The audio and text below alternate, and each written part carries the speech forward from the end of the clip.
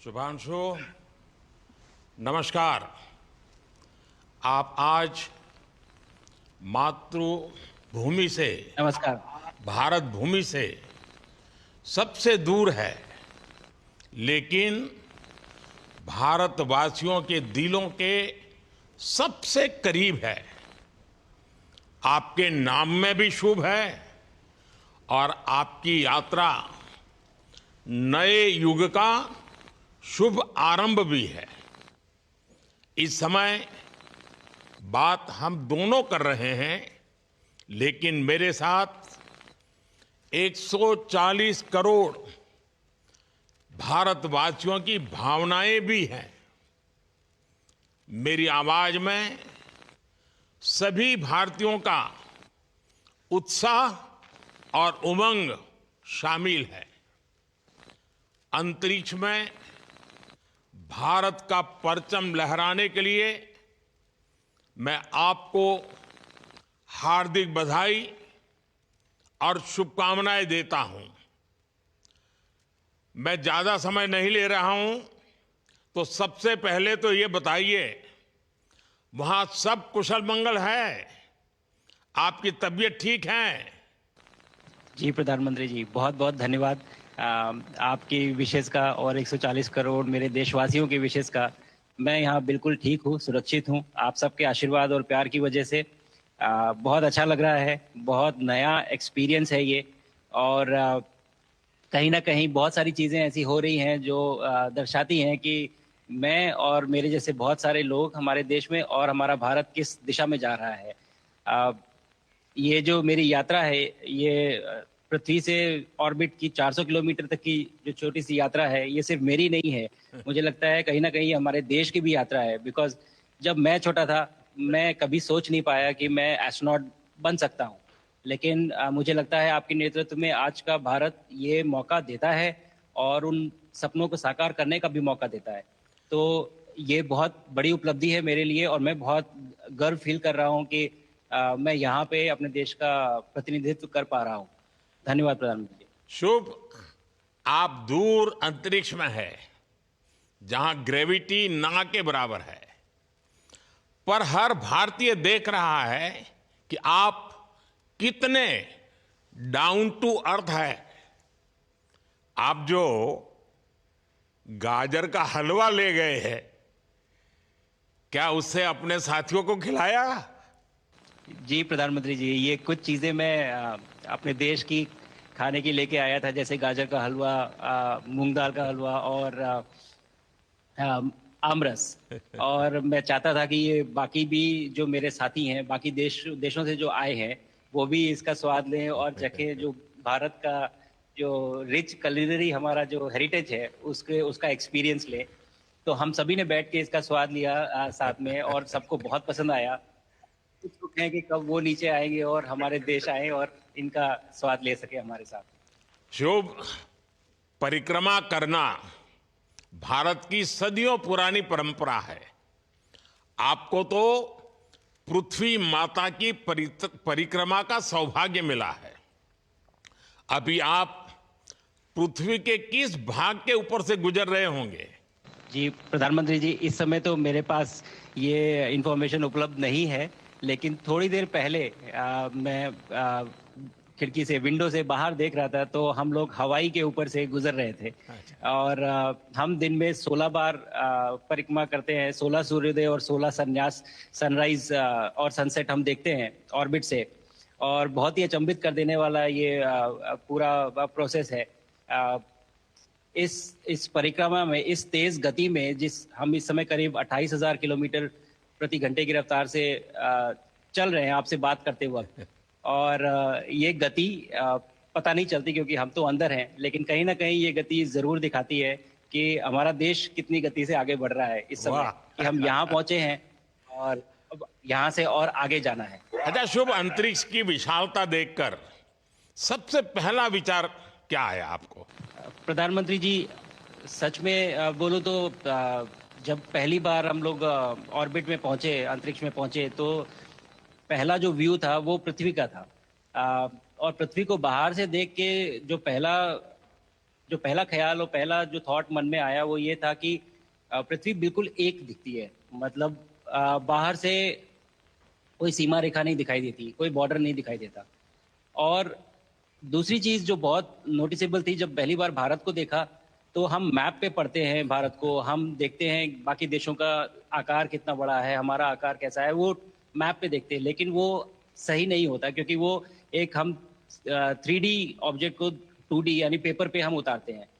भारत सच में बहुत भव्य दिखता है, बहुत बड़ा दिखता है, या जितना हम मैप पे देखते हैं उससे कहीं ज्यादा बड़ा। और अ, जो वननेस की फीलिंग है, पृथ्वी की वननेस की फीलिंग है, जो हमारा भी मोटो है कि अनेकता में एकता, वो बिल्कुल उसका महत्व ऐसा समझ में आता है बाहर से देखने में कि आ, लगता है कि कोई बॉर्डर एग्जिस्ट ही नहीं करता, कोई राज्य नहीं एग्जिस्ट करता, कंट्रीज नहीं एग्जिस्ट करती। फाइनली हम सब ह्यूमैनिटी का पार्ट है, और अर्थ हमारा एक घर है, और हम सब के सब उसके सिटीजन्स हैं। शुभांशु, स्पेस स्टेशन पर जाने वाले आप पहले भारतीय हैं। आपने जबरदस्त मेहनत की है, लंबी ट्रेनिंग करके गए हैं। अब आप रियल सिचुएशन में हैं, सच में अंतरिक्ष में हैं। वहां की परिस्थितियां कितनी अलग हैं, कैसे एडप्ट कर रहे हैं? यहाँ पे तो सब कुछ ही अलग है प्रधानमंत्री जी। ट्रेनिंग की हमने पिछले पूरे 1 साल में। सारे सिस्टम्स के बारे में मुझे पता था, सारे प्रोसेस के बारे में मुझे पता था, एक्सपेरिमेंट्स के बारे में मुझे पता था। लेकिन यहाँ आते ही सडनली सब चेंज हो गया, बिकॉज हमारे शरीर को ग्रेविटी में रहने की इतनी आदत हो जाती है कि हर एक चीज उससे डिसाइड होती है। पर यहाँ आने के बाद चूंकि ग्रेविटी माइक्रो ग्रेविटी है, एब्सेंट है, तो छोटी छोटी चीजें भी बहुत मुश्किल हो जाती हैं। अभी आपसे बात करते वक्त मैंने अपने पैरों को बांध रखा है, नहीं तो मैं ऊपर चला जाऊंगा। और माइक पे भी जैसे छोटी छोटी चीजें हैं, अगर इसको छोड़ भी दूं तो भी ये ऐसे फ्लोट करता रहता है। पानी पीना, पैदल चलना, सोना। सोना बहुत बड़ा चैलेंज है। आप छत पे सो सकते हैं, आप दीवारों पे सो सकते हैं, आप जमीन पे सो सकते हैं। तो पता सब कुछ होता है प्रधानमंत्री जी, ट्रेनिंग अच्छी है, लेकिन वातावरण चेंज होता है तो थोड़ा सा यूज टू होने में 1-2 दिन लगते हैं, बट फिर ठीक हो शुभ, जाता है, फिर भारत नॉर्मल की हो जाता है। ताकत साइंस और स्पिरिचुअलिटी दोनों है। आप अंतरिक्ष यात्रा पर हैं, लेकिन भारत की यात्रा भी चल रही होगी। भीतर में भारत दौड़ता होगा। क्या उस माहौल में मेडिटेशन और माइंडफुलनेस का लाभ भी मिलता है क्या? अ, जी प्रधानमंत्री जी, मैं बिल्कुल सहमत हूँ। मैं कहीं ना कहीं ये मानता हूँ कि भारत ऑलरेडी दौड़ रहा है, और ये मिशन तो केवल एक पहली सीढ़ी है उस एक बड़ी दौड़ का। और हम जरूर आगे पहुंच रहे हैं, और अंतरिक्ष में हमारे खुद के स्टेशन भी होंगे और बहुत सारे लोग पहुंचेंगे। और माइंडफुलनेस का भी बहुत फर्क पड़ता है। अ, बहुत सारी सिचुएशंस ऐसी होती हैं नॉर्मल ट्रेनिंग के दौरान भी, या फिर लॉन्च के दौरान भी, जो बहुत स्ट्रेसफुल होती हैं। और माइंडफुलनेस से आप अपने आप को उन सिचुएशंस में शांत रख पाते हैं, और काम अपने आप को काम रखते हैं, अपने आप को शांत रखते हैं, तो आप अच्छे डिसीजन ले पाते हैं। कहते हैं कि दौड़ते हुए भोजन कोई भी नहीं कर सकता, तो जितना आप शांत रहेंगे उतना ही अच्छे से आप डिसीजन ले पाएंगे। तो आई थिंक माइंडफुलनेस का बहुत इंपॉर्टेंट रोल होता है इन चीज़ों में।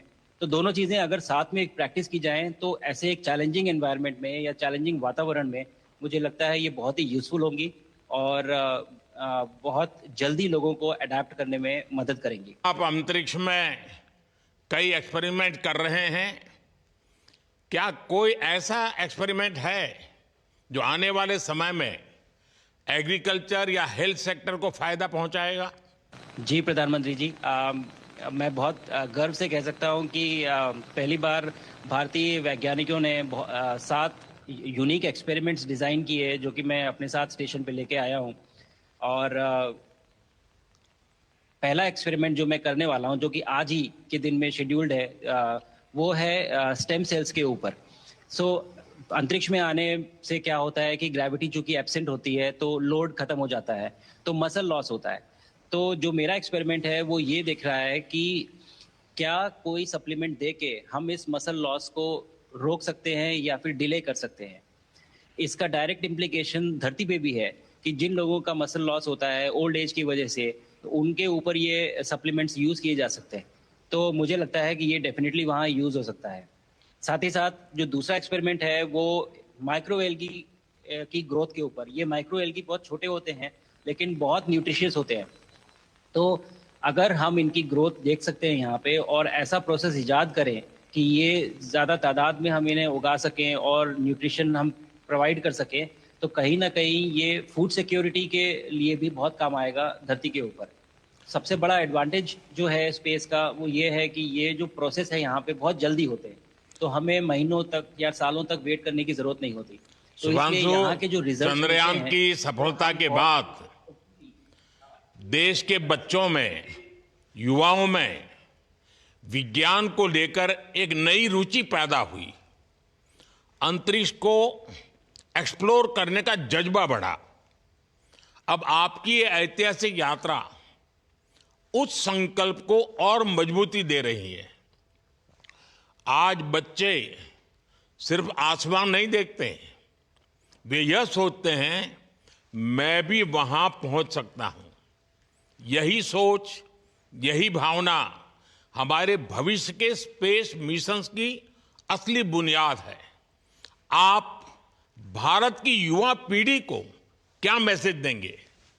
प्रधानमंत्री जी, अगर मैं अपने युवाओं पीढ़ी को आज कोई मैसेज देना चाहूँगा तो पहले ये बताऊँगा कि भारत जिस दिशा में जा रहा है, हमने बहुत बोल्ड और बहुत ऊंचे सपने देखे हैं और उन सपनों को पूरा करने के लिए हमें आप सबकी ज़रूरत है। तो उस ज़रूरत को पूरा करने के लिए मैं ये कहूँगा कि सक्सेस का कोई एक रास्ता नहीं होता कि आप कभी कोई एक रास्ता लेता है, कोई दूसरा रास्ता लेता है। लेकिन एक चीज़ जो हर रास्ते में कॉमन होती है, वो ये होती है कि आप कभी कोशिश मत छोड़िए। Never stop trying. अगर आपने ये मूल मंत्र अपना लिया कि आप किसी भी रास्ते पे हों, कहीं पे भी हों, लेकिन आप कभी गिव अप नहीं करेंगे, तो सक्सेस चाहे आज आए या कल आए, पर आएगी ज़रूर। मुझे पक्का अगर छोटे विश्वास शब्दों है में कि आपकी ये बातें देना है तो मैं कहूँ देश के युवाओं को बहुत ही अच्छी लगेगी। और आप तो मुझे भली भांति जानते हैं, जब भी किसी से बात होती है तो मैं होमवर्क जरूर देता हूं। हमें मिशन गगनयान को आगे बढ़ाना है। हमें अपना खुद का स्पेस स्टेशन बनाना है और चंद्रमा पर भारतीय एस्ट्रोनॉट की लैंडिंग भी करानी है। इन सारे मिशंस में आपके अनुभव बहुत काम आने वाले हैं। मुझे विश्वास है आप वहां अपने अनुभवों को जरूर रिकॉर्ड कर रहे होंगे। जी प्रधानमंत्री जी, बिल्कुल। ये पूरा मिशन की ट्रेनिंग लेने के दौरान और एक्सपीरियंस करने के दौरान जो मुझे लेसन्स मिले हैं, जो मुझे सीख मिली है, वो सब एक स्पॉन्ज की तरह मैं एब्जॉर्ब कर रहा हूँ। और मुझे यकीन है कि ये सारी चीज़ें बहुत वैल्यूएबल प्रूव होंगी, बहुत इम्पॉर्टेंट होंगी हमारे लिए जब मैं वापस आऊँगा। और हम इन्हें इफ़ेक्टिवली अपने मिशंस में इनके लेसन्स अप्लाई कर सकेंगे और जल्दी से जल्दी उन्हें पूरा कर सकेंगे। बिकॉज़ मेरे साथी जो मेरे साथ आए थे, कहीं न कहीं उन्होंने भी मुझसे पूछा कि हम कब गगनयान पे जा सकते हैं? जो सुन के मुझे बहुत अच्छा लगा और मैंने बोला कि जल्दी ही।